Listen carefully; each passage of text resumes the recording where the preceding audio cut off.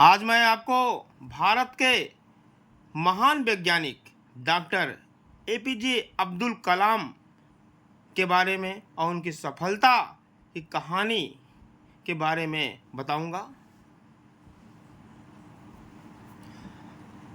Bharat Ratna, Padma Bhushan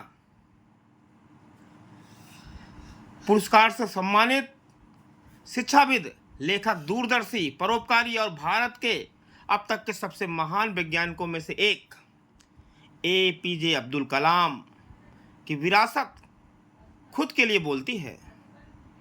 doctor Kalam Bharat के प्रख्यात वैज्ञानिक होने के साथ साथ अपनी अत्यंत सादगी और मानवता के लिए भी जाने जाते हैं। बहुत बेहतरीन वैज्ञानिक जिन्होंने भारत को विश्व पटल पर लाकर रख दिया था। इसके अलावा दया, सहानुभूति जैसे गुण डॉक्टर एपीजे अब्दुल कलाम को एक सच्चे सज्जन व्यक्ति बनाते हैं। एक एरोस्पेस वैज्ञानिक, अंतरिक्ष वैज्ञानिक जिन्होंने भारत के 11वें राष्ट्रपति के रूप में भी कार्य किया और उन्हें व्यापक रूप से जनता के राष्ट्रपति के रूप में जाना जाता था। उन्होंने एक वैज्ञानिक और एक राष्ट्रपति के रूप में देश के विकास में बहुत योगदान दिया था। आज हम हमारे प्रिय राष्ट्रपति और भारत के मिसाइल मैन स्वर्गीय डॉक्टर एपीजे अब्दुल कलाम जी की एक कहानी आपके साथ साझा कर रहा हूं बच्चों। वह व्यक्ति जिसने हमें सबसे पहले इंसान बनना सिखाया। भारत के मिसाइल मैन कौन थे? डॉक्टर एपीजे अब्दुल कलाम एक भारतीय वैज्ञानिक के रूप में सम्मानित भारत के पूर्व राष्ट्रपति का जन्म 15 अक्टूबर 1931 को रामेश्वरम जो कि तमिलनाडु का एक शहर है, मुस्लिम परिवार में हुआ। कलाम एक बहुत ही साधारण पारिवारिक पृष्ठभूमि से आते थे, जहां उनके पिता एक नाव निर्माण व्यवसाय के मालिक थे और उनकी जो माताजी थीं गृहिणी थीं। डॉक्टर कलाम के पिता के नाव निर्माण व्यवसाय ने उन्हें धातु और लकड़ी के संपर्क में लाया, इसलिए डॉक्टर कलाम की रुचि इंजीनियरिंग में थी। इसने उन्हें पेशेवर रूप से हवाई क्षेत्र और रॉकेट के दिलचस्प क्षेत्र को अपनाने और एक भारतीय एरोस्पेस वैज्ञानिक के रूप में काम करने के लिए प्रेरित किया। गौरतलब हो कि डॉक्टर कलाम जी ने अपने बचपन में बंगाल की खाड़ी में आए एक चक्रवात के बाद अपनी व्यापारिक नाव को बहते हुए देखा था। उसके बाद उनका पारिवारिक व्यवसाय पूरी तरह ध्वस्त हो गया था और उनके पिता शांत रहे और व्यवसाय के पुनर्निर्माण के लिए कड़ी मेहनत करते रहे। एक युवा अब्दुल कलाम ने आर्थिक रूप से आगे बढ़ने के लिए अपने स्कूल में मेहनत से रिपोर्ट करने से पहले सुबह अखबार बेचना शुरू किया।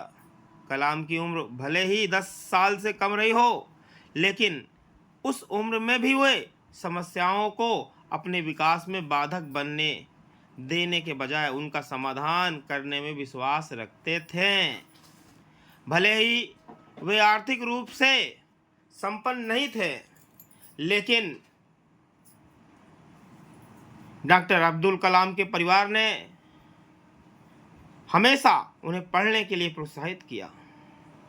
जब कॉलेज जाने का समय आया, तब तक उन्होंने तिरुचिरापल्ली में भौतिकी का अध्ययन करने के लिए अपना नामांकन कराया। 1955 में मद्रास इंस्टीट्यूट ऑफ टेक्नोलॉजी में एरोस्पेस इंजीनियरिंग का अध्ययन करने के लिए एक छात्रवृत्ति ने उनके जीवन को बदल दिया। छात्रवृत्ति मिली थी तो उनके जीवन को बदल दिया। बदले में उन्हें भारत के रक्षा के प्रति दृष्टिकोण को बदलने के लिए तैयार किया। डॉक्टर कलाम कितने प्रेरित थे, इसका एक मर्मिक उदाहरण एक घटना से मैं देता हूँ। जब वो मद्रास इंस्टीट्यूट ऑफ टेक्नोलॉजी में एक वरिष्ठ परियोजना पर काम कर रहे थे, उस समय के डीन को उनके काम की प्रगति पसंद नहीं थी और और अंततः उन्हें बताया कि यदि परियोजना अगले 3 दिनों के भीतर पूरी नहीं हुई तो उनकी छात्रवृत्ति रद्द कर दी जाएगी। अपनी छात्रवृत्ति खोना कुछ ऐसा नहीं था जिसे वह वहन कर सकते थे और समय सीमा इतनी तंग होने के बावजूद वह न केवल अपनी परियोजना पूरी करने में सफल रहे बल्कि डीन को भी प्रभावित किया। डीन ने उनसे कहा कि मैं तुम्हें तनाव में डाल रहा था और तुम्हें एक कठिन समय सीमा को पूरा करने के लिए कह रहा था। एक और इनके जीवन में एक ट्विस्ट आया। इसरो में डॉक्टर एपीजे अब्दुल कलाम की पहली बड़ी परियोजना SLV-3 थी, जो 1979 में पहली बार लॉन्च होने पर विफल हो गई थी। उन्होंने इस घटना के बाद एक प्रेरक भाषण दिया जिसमें उन्होंने एक टीम लीडर की भूमिका और सफलता और असफलता को कैसे संभालना है के बारे में बात की। कलाम ने कहा, जब असफलता मिलती है तो संगठन के नेता उस असफलता के मालिक होते हैं। जब सफलता मिली तो उन्होंने इसे अपनी टीम को दे दिया। मैंने जो सबसे अच्छा प्रबंधन सबक सीखा है वह मुझे किताब पढ़ने से नहीं मिला, यह उस अनुभव से आया है। और एक साल बाद 1980 में 1980 में उन्होंने सफलतापूर्वक SLV-3 को फिर से लॉन्च किया। इसके बाद उन्होंने विभिन्न मिसाइलों को लॉन्च किया और भारत के मिसाइल मैन बन गए।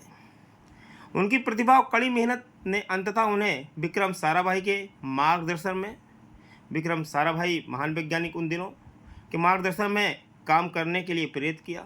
DRDO के बाद उन्हें इसरो में स्थानांतरित कर दिया गया, जहां वे भारत के पहले satellite launch vehicle SLV, full form होता है इसका सैटेलाइट लॉन्च व्हीकल, के प्रोजेक्ट मैनेजर थे ये, और रोहिणी उपग्रह को निकट पृथ्वी की कक्षा में तैनात करने में कामयाब रहे।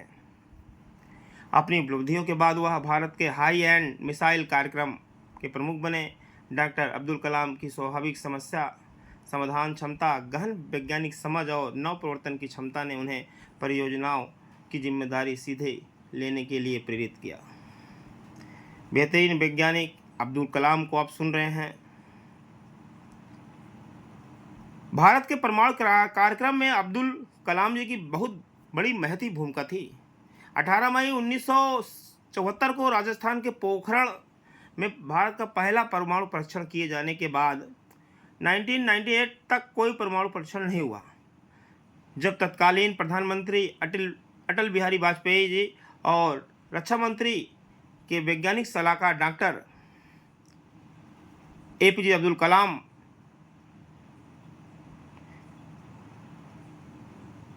अब फैसला किया कि देश के लिए एक बड़े धमाके के साथ अपनी परमाणु स्थिति की घोषणा करने का समय आ गया। पोखरण द्वितीय परमाणु परीक्षणों में डॉक्टर एपीजे अब्दुल कलाम ने राजगोपाला चिदम्बरम के साथ मुख्य परियोजना समन्वयक के रूप में कार्य किया और भारत के परमाणु हथियारों के विकास में महत्वपूर्ण क्षण था, जिसने डॉक्टर एपीजे अब्दुल कलाम को बहुत सराहना की। इनकी कहानी तो खूब है, लेकिन आपको मैंने कुछ मुख्य तथ्य बताएं डॉक्टर अब्दुल कलाम की, जिन्होंने अपनी मेहनत से, अपने हौसले से एक महान वैज्ञानिक का सफ़र तय किया और देश को विश्व पटल पर ला दिया। ऐसे थे हमारे महान वैज्ञानिक अब्दुल कलाम जी। इन्हें अब यदि हम इनके जो पुरस्कार थे इनके बारे में यदि हम बात करते हैं तो 1981 में इनको पद्म भूषण मिला, 1990 में पद्म विभूषण मिला, 1997 में भारत रत्न मिला और 1997 में ही राष्ट्रीय एकता के लिए इंदिरा गांधी पुरस्कार भी इनको मिला और 1998 में वीर सावरकर पुरस्कार भी मिला। 2000 में शास्त्र रामानुजम पुरस्कार मिला। तो आपने देखा, अखबार बेचने से लेकर, अखबार भी बेचते थे अपनी जीविका को उपार्जन के लिए, भारत के राष्ट्रपति बनने तक, अखबार बेचने से लेकर भारत के राष्ट्रपति बनने तक डॉक्टर एपीजे अब्दुल कलाम ने एक लंबा सफ़र तय किया, लेकिन जिस चीज़ ने उन्हें अपनी मंजिल तक पहुंचाया वह यह थी कि उन्होंने अपने हौसलों को कभी डगमगाने नहीं दिया। चाहे जितनी भी विषम परिस्थितियाँ आ गई हो, चाहे जितने भी पैसों की दिक्कत हुई, लेकिन अपने हौसलों को कभी डगमगाने नहीं दिया। सबसे बड़ी बात होनी चाहिए ये बच्चों में, जो भी स्टूडेंट हैं इसको सुन रहे हैं तो याद रखिएगा, हौसला कभी हारने मत देना। जो मंजिल बना लेना, उस मंजिल को पाने की जुनून होना चाहिए, जुनून होना चाहिए। उस मंजिल को निश्चित ही आप पा जाओगे। अब्दुल कलाम जी ने उस नन्हे बालक के सपनों को कभी नहीं छोड़ा, जो मिट्टी के तेल के दीपक में पड़ता था। मिट्टी के तेल के दीपक में, आज तो हमारे पास काफ़ी कुछ है, मिट्टी के तेल के दीपक में पड़ता था और अपने लक्ष्य के लिए काम करता रहा, अपने लक्ष्य के लिए काम करता रहा। आप भी लक्ष्य बनाओ, टारगेट बनाओ, चाहे वो डॉक्टर हो, चाहे इंजीनियर हो, चाहे आईएएस हो, चाहे पीसीएस हो, लक्ष्य टारगेट करो। जब तक लक्ष्य नहीं है, लक्ष्य विहीन स्टूडेंट कभी सफलता नहीं पा सकता है। लक्ष्य बनाइए, लक्ष्य बनाइए।